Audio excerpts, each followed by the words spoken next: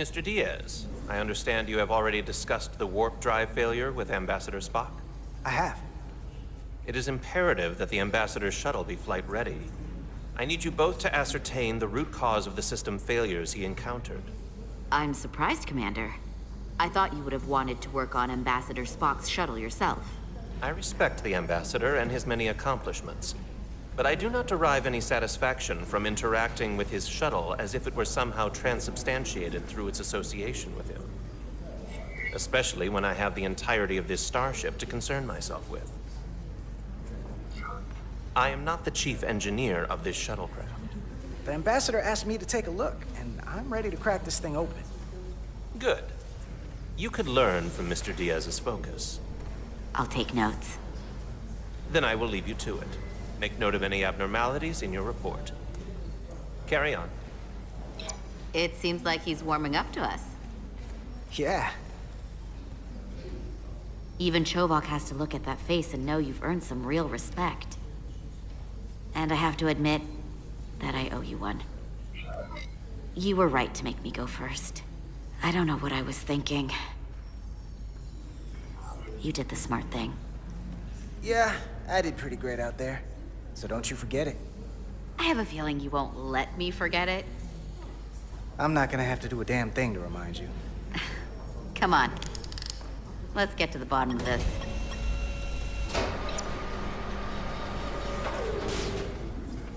Ready to go? All set. Let's run the diagnostic.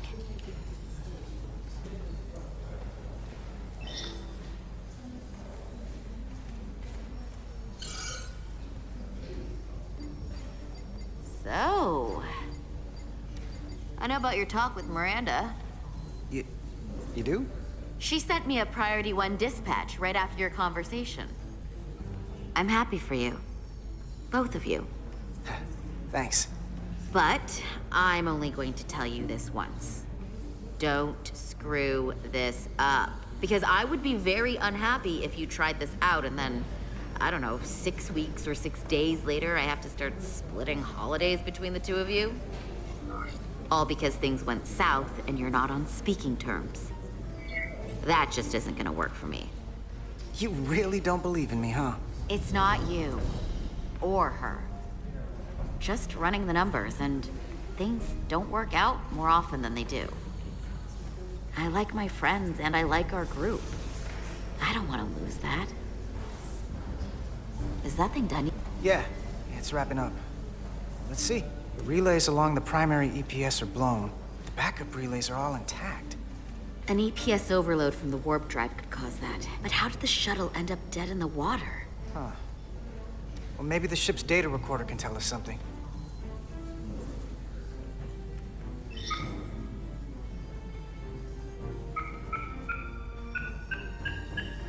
Here. They were only about 8 minutes from their plotted warp point. No faults, just those warnings. What are they?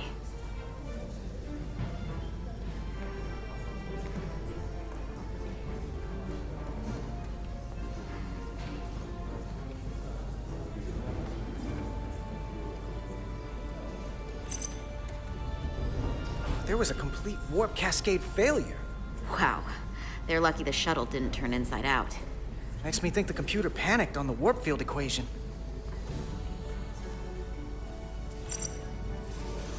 Subspace variance out of tolerance. What does that mean? It means the main navigation array lost sight of space somehow. Will the array going offline cause that? Yes, but it should have also thrown a fault code.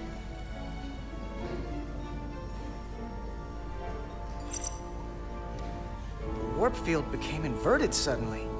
I've seen this happen when the center warp coil cracks. A cracked warp coil throws a fault code. Still, we should take a look. Any one of these failures should have thrown a fault. If it was caused by a system failure. None of this caused the relays to blow. Roll forward to when that happened. Yes, ma'am.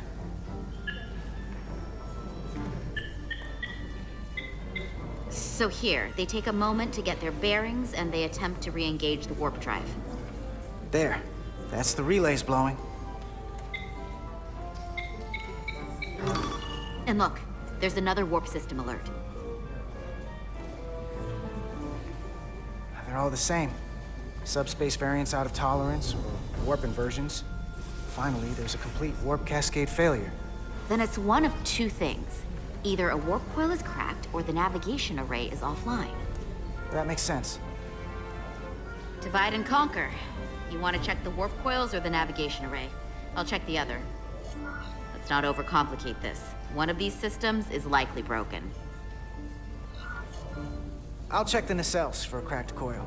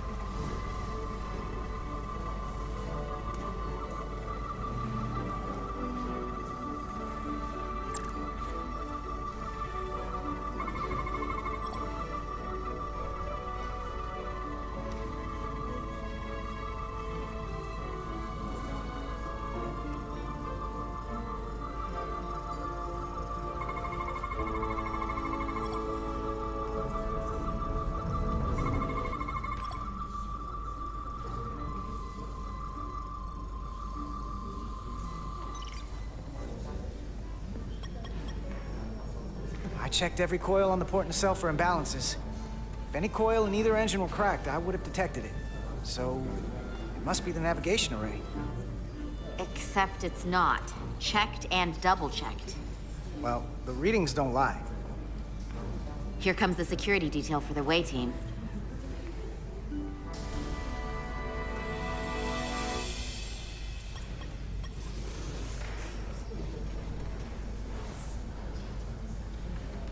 Hey, I'm not here. we're escorting the negotiating team to the surface as soon as they come down from the bridge. I don't want to interrupt some important work. I was just hoping to see you before I go. The captain and the others will be here any minute now. Should be an interesting ride down to the surface. Well, we can't let the brass catch us slacking on the job. Just play along. This is a Mark IV outboard diagnostic panel used for troubleshooting shuttles and other medium-sized transport vehicles. Some people prefer the Mark V because it's one better, but the Mark IV is still one better than the Mark III. That all sounds very technical. Hey, Maris. Aren't these those button pushers you're always hanging out with? And you're the phaser jockeys we always beat in Parisi squares, right? All aboard for Hotari. That another one of the captain's railroad things? Gotta be. I just usually zone out by the time he gets to the whole, steam engines were the warp drives of their day part. Catch y'all later. You don't want to miss your train. I do have to go.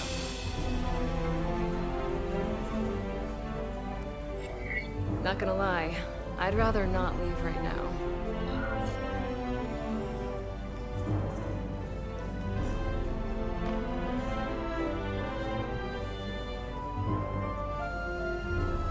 That was nice. Yeah, it was. Save some of that for when I get back. We got a deal.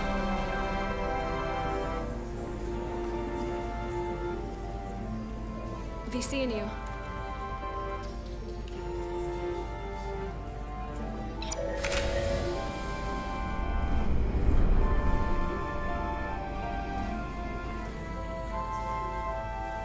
Marta Diaz. If you could float back down to reality, we still have a ways to go. All right, where were we? So, the warp coils in the navigation array are fine, but the nav computer doesn't seem to think so. I'm out of ideas short of field stripping the shuttle from bow to stern. You wanna take this out of the shuttle and throw it on the bench? Oh, real hands-on maintenance. I like it. Okay, the nav computer is patched into the ship. The ship's computer can double-check our work. If the shuttle's nav computer is putting out false data, we'll know it. Let's run through the shuttle's logs again. Running now.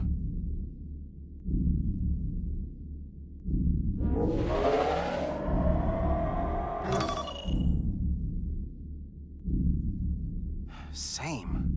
Warp field inversion and a cascade failure. However, the Resolute computer doesn't show the same subspace variance. We're in the same conditions that the shuttle was in when it failed. Why wouldn't the ship's computer get a matching result? What if the subspace variance was a momentary occurrence?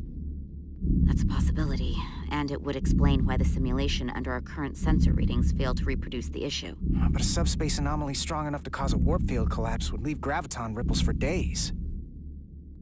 Let's run with the momentary subspace variance theory for now. Roll forward to the shuttle's attempt to re-engage the warp drive. We need the conditions of space around the shuttle at the moment of warp failure. Resuming simulation.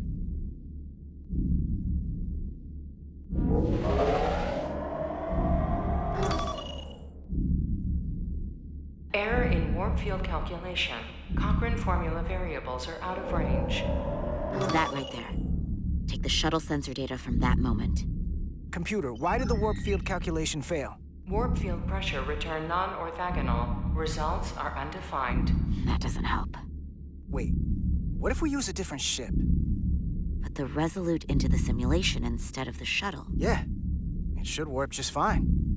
Unless... Computer, run the simulation with the Resolute. Resolute simulated. Computer, give me manual control on the warp power. Static field intensity, warp 1.1. 1.2. 3. Warp pressure is destabilizing. Error in warp field calculation. The warp drive has experienced a system-wide cascade failure. Warp field collapsed. Subspace variance is out of tolerance. Cochrane formula results are undefined. Bingo. What-o? The same moment when the shuttle failed to warp, so did the ship. Whatever happened to the shuttle just happened to us. The Resolute will not sustain warp. We can't leave Hotari space.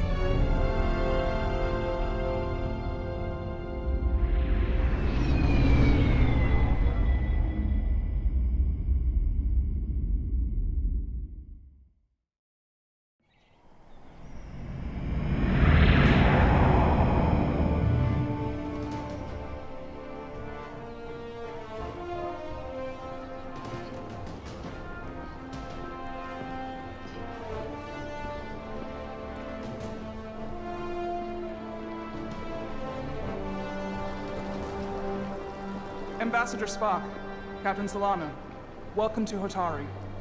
We are honored you've come. My name is Tylos Altaris, Minister of Diplomatic Affairs.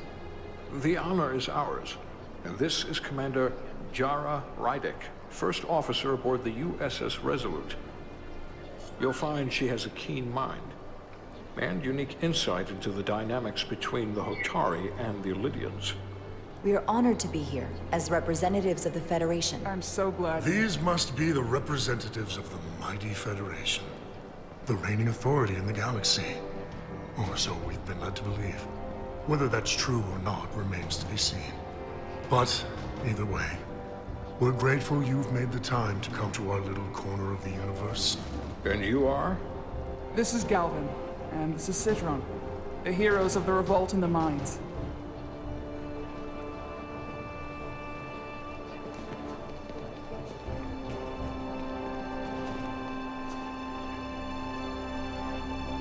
Let's hope this is the last time we ever have to come here.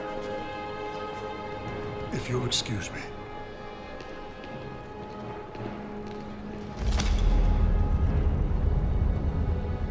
I think we're about to begin. Did you hear the arrogance from that guy? I don't know what we're walking into here. But that guy was something. That may be true. But let's keep an open mind going into the negotiations. Hopefully he's just one voice amongst many. Then let's hope he's the outlier. The Hotari have invited us as their guests, so we must show them the proper respect.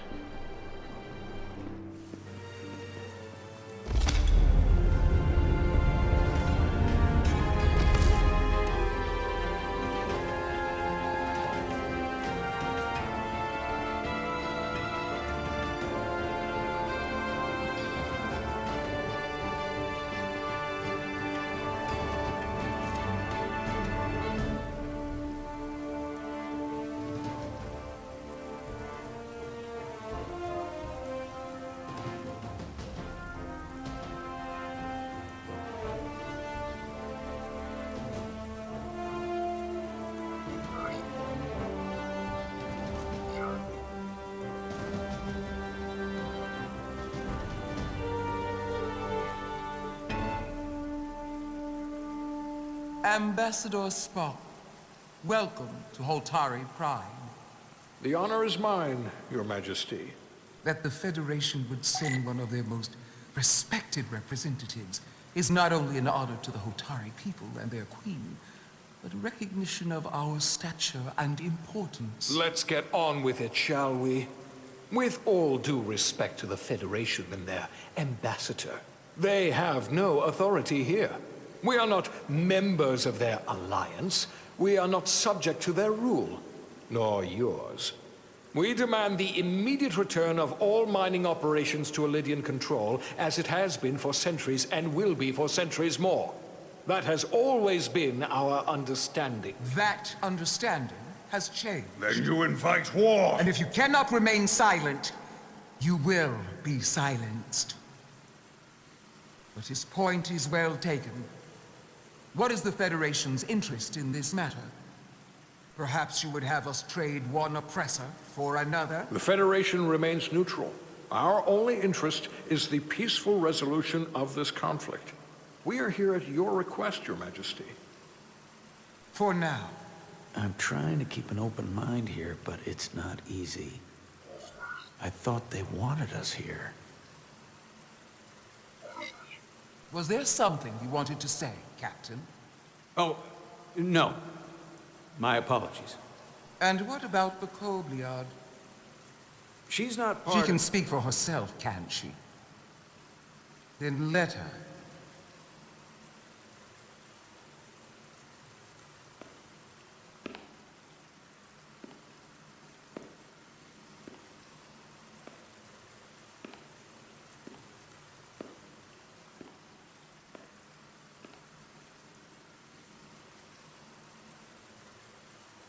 Now then, one should know their place. What you might be somewhere else is not what you are here. Which is standing before a queen. And a queen deserves respect. A bow is not too much to ask. Is Hotari Prime, heart of the Hotari system. My apologies, Your Majesty. I meant no disrespect. Better. You are Kobliad. Your people suffered brutal treatment at the hands of the Cardassians. Their injustice towards the Kobliad is as unimaginable as it is unforgivable. Not unlike how we have been treated by the Elydians. As much as they'd have you believe they are the victims here, remember it was the Hotari who attacked us. Hundreds of innocent Elydians were slaughtered without mercy in those mines. The blood is on their hands, not ours! Quiet! If after all the Kobliad suffered, you finally had the chance to right that wrong, to get out from under their control, would you take it? Or would you negotiate a peace?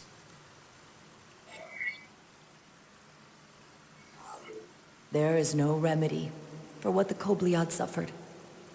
And I fear who we might have become in pursuit of it. There is no justice if the oppressed become the oppressor. So I would willingly accept a peaceful resolution if it were offered. That is the real opportunity. You may be right. Unfortunately, that was not the case, was it? No, it was not. Peace is often elusive to those who need it most. The Federation is the most powerful, most advanced alliance in the galaxy. It's widely known we have an abundance of dilithium in our mines. And it's in your interest to secure a steady supply. Your Majesty, if I may. Ambassador Spock would have us believe you're here as a neutral party in the interest of peace. So why are you really here? I want the truth, not your Federation rhetoric. It's possible the Federation has an interest in both peace and securing a steady source of dilithium. One does not preclude or prevent the other. But that's just my personal opinion. Given the Federation has done business with the Elidians for decades, I would agree. It's entirely possible, if not highly likely. What they haven't said, but cannot deny, is a simple truth. The dilithium trade would not and will no longer exist without Elidian involvement. We created it for the benefit of everyone, especially the Hotari. We've given them warp technology. We've let them share in the profits. We've made their lives infinitely better than before dilithium was discovered.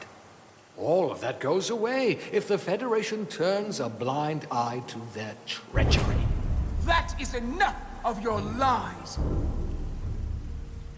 The Hotari are quite capable of running the mines. We've done so for centuries. So tell me, who deserves control of the dilithium trade and the mines on Tau? Who should the Federation recognize? The Hotari or the Elidians? It can only be one or the other, not both. If there can only be one, then it would be in the best interest of all involved if the Elidians resumed operation of the mines.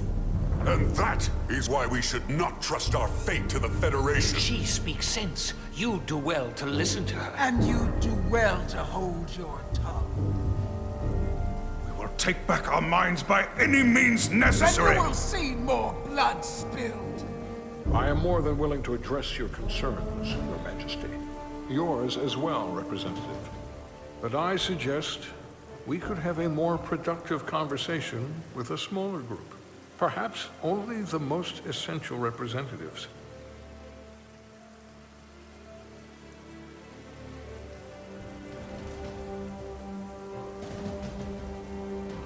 I would agree, Ambassador Spock.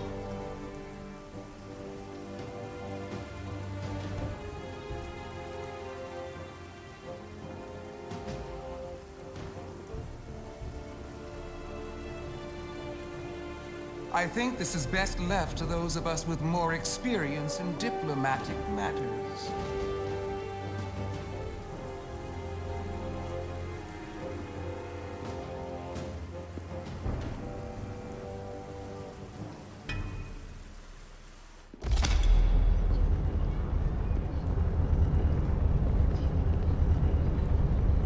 Spock and I will cover everything on the diplomatic front. You make nice with the locals and see if you can get some answers. We need to find out why the Hotari are so willing to risk war. What happened in those mines?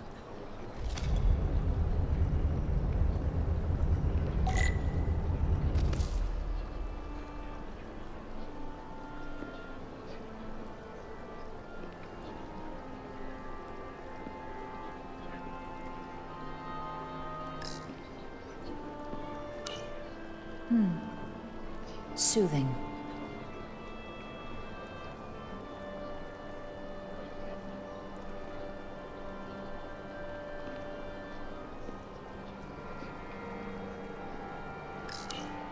Commander, after hearing so much about the Federation's sense of fairness and justice, I was surprised that you sided with the Illyrians. In all honesty, I expected more, especially from someone like you. The Illyrians lost not only hundreds of lives, but their very livelihood as well. A livelihood created on the back of Hotari labor. I assume you were there the day the mines were seized from the Illyrians. Not seized. Reclaimed. And restored to their rightful owners. Yes, I was there. We had to be decisive. Before the Illyrians could even realize their worst nightmares upon them. Were the Hotari miners armed during the revolt? I'm just trying to understand how it happened. If by that you mean armed with centuries of abuse and exploitation at the hands of the Illyrians, then yes. Which doesn't really answer my question. We had them vastly overwhelmed from the start. They respect one thing above all else, and that is force. The greater the force, the more certain the outcome. Any talk of making peace is just that, and worth little without the strength to secure it. Which makes me wonder about your ship, the Resolute. Undoubtedly the Federation's finest warship. Ready to contend with anything the Illyrians might have in store. Or is that not true? Maybe I've misjudged it. I wouldn't say state-of-the-art, but the Resolute is plenty capable and can hold its own against just about anything. Let's hope so. Because at the moment, it's the only thing preventing them from wiping us off the map. Sidron. A pleasure meeting you, Commander. I'm sure we'll cross paths again.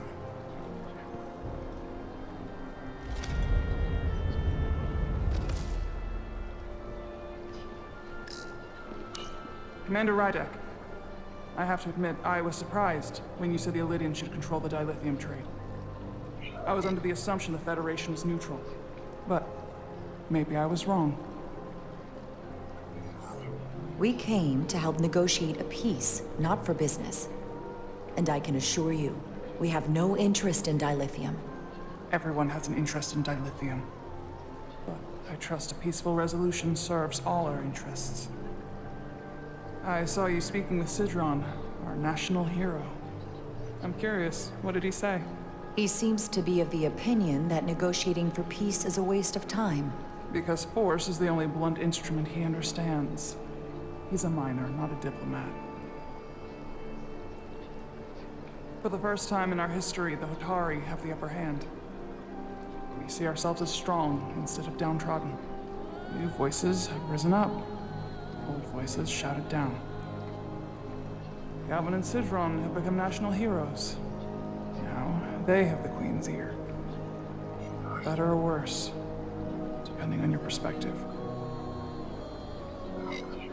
I assume they've taken your place. I was one of the Queen's most trusted advisors.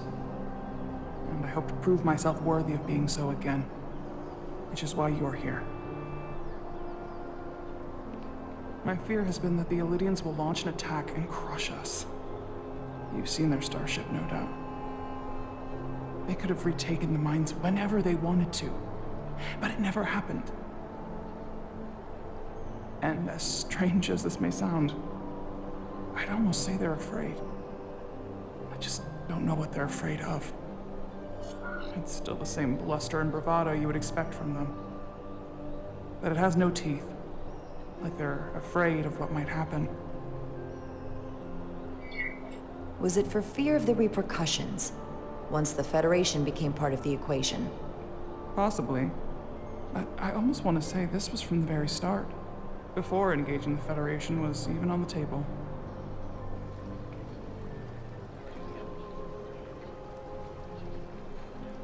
Since the day of the revolt, Galvin has seized control of the mines and restricted all access.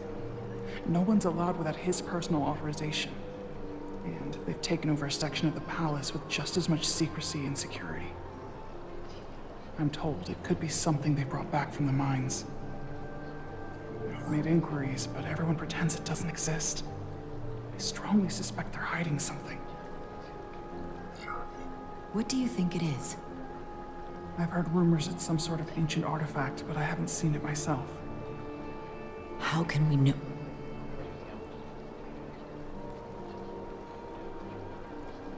I'd better see what's happening. Do you think you can find out what they're hiding? I need to see proof of something before I can make my case to the Federation. I can try, but even if I found it, I might not know what to make of it. Take this. You can use it to capture whatever you find, and then send it to me.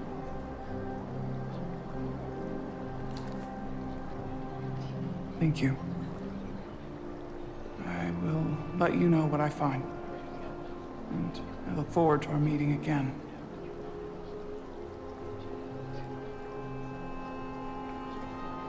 Sorry, I don't mean to bother you, but I couldn't help but notice you were speaking with the Hotari this whole time. I figured it might be useful if I offered another perspective. Of course. I have to say, I fully expected you to side with the Hotari, but obviously the Federation wants a steady supply of dilithium, something only we can offer. Without a Lydian involvement, there is no dilithium trade. Left to the Hotari, it would be nothing short of a disaster. We're not on either side. Our only interest is the peaceful resolution to this conflict. As is ours. Of course, the question is, at what price? Major Salit Arminta, Special Attaché, Lydian Armed Forces. A pleasure to meet you. Commander Rydek, First Officer, USS Resolute. Yes. A research ship, if I'm not mistaken. Interesting. I have my issues with the Hotari, but I have to give them some credit. They know how to seize an opportunity. Inciting an uprising the same day as a massive, once-in-a-lifetime ion storm. Our assumption was that this storm was just an anomaly. Yes, a very convenient anomaly. At least that was what we were told. Of course, I wasn't there. But who am I to say otherwise? Something tells me there's more to the story. So what really happened? Well, the official story is that it was the storm that enabled the revolt. How else do a bunch of unarmed, unorganized miners seize control of an entire moon, much less thousands of mines? But I've talked to people who were there. They tell a different story. They say they're lucky to have escaped with their lives, that it was more than just the storm, that somehow the miners were able to harness the energy from the storm. I know it sounds crazy. I'm not even sure I believe it myself. But that's what they said.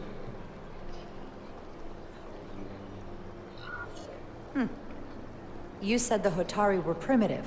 Well, they are. Except for the part about weaponizing ion storms.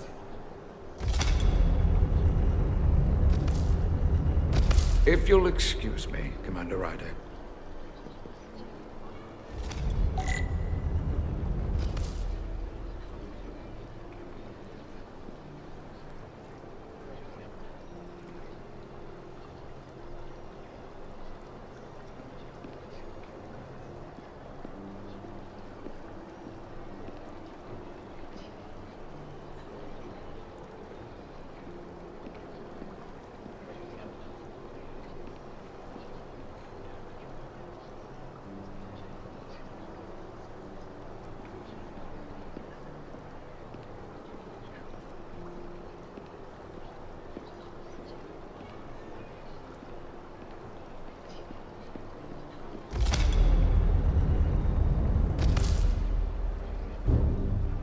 Well, that was a disaster. What happened?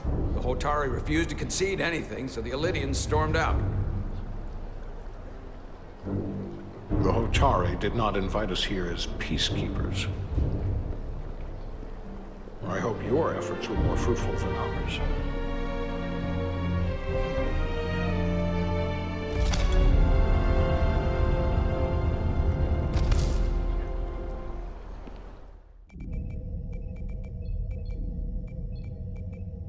Gravitational harmonics failing to resolve. Warp bubble stability degrading. Increase output to maximum.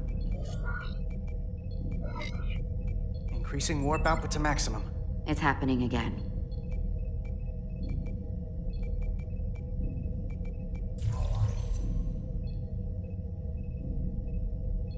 It is evident that presently, the Resolute cannot achieve warp propulsion. Since our diagnostics rule out any problems with our warp systems or anything about the ship, the problem appears to be the fabric of space itself. Space itself? You're saying something about this region of space prevents warp travel? Prevents it, or can't sustain it. However improbable, that appears to be the case. We need to know more. The storm didn't stop us from leaving space dock and traveling here. But could it still be causing this interference with warp travel? We must follow sound investigatory principles. Do not let an assumed conclusion drive your analysis. Sometimes we need a little inspired thinking, Mr. Chovak. Captain Solano is on his way back from the negotiations, and I want to have some answers for him when he gets here. Indeed. Given the facts at hand, we may be able to deploy subspace probes around the ship to construct a clearer picture of the phenomenon. Around the ship. I'll prep a shuttle.